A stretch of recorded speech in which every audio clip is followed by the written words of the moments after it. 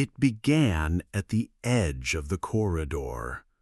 Darkness without shape, a void so complete it extinguished even memory.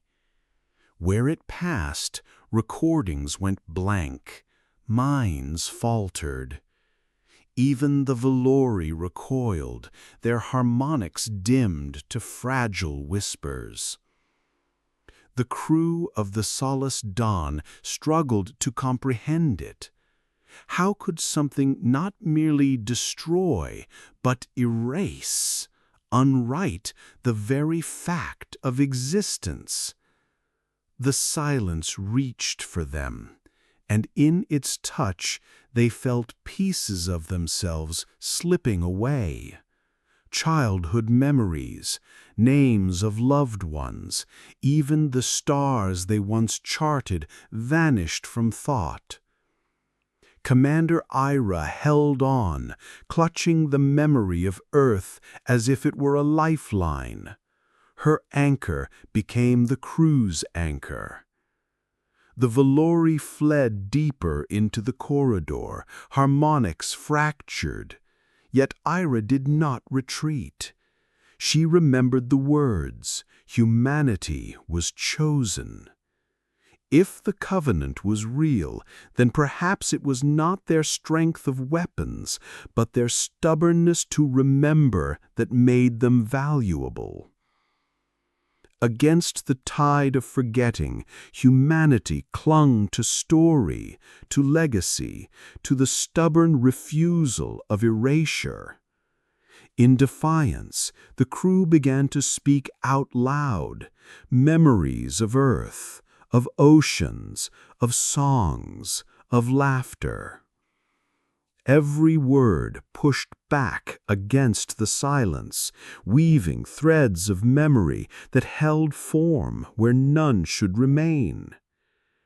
And the silence for the first time paused. The velori returned, astonished. No species had ever resisted the silence. Yet humanity, fragile and young, had pushed it back not with force, but with remembrance. The harmonics swelled, now tempered with reverence. "This is why you were chosen," they sang. "Not for power, not for reach, but for the defiance of forgetting. You hold the threads of what the universe would lose." Commander Ira stood at the helm, her crew weary but unbroken. The covenant had been honored, not by design, but by instinct. Humanity had not needed to be told. They had remembered because that is what they were. Storytellers, keepers of light against the abyss. The velori bent in a gesture that was neither bow nor salute, but something older, a recognition. And so the Solace Dawn sailed on, no longer a solitary vessel adrift in silence, but the torchbearer of a promise carried across millennia. Humanity had proved itself not as conquerors of the stars, nor as supplicants, but as guardians of memory. The silence was not defeated, but it was delayed. And in that delay, hope found space to breathe.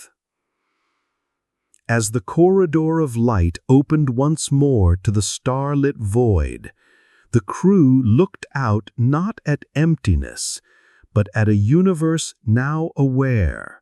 Humanity remembers, humanity endures, and humanity, though late, had returned to the accord.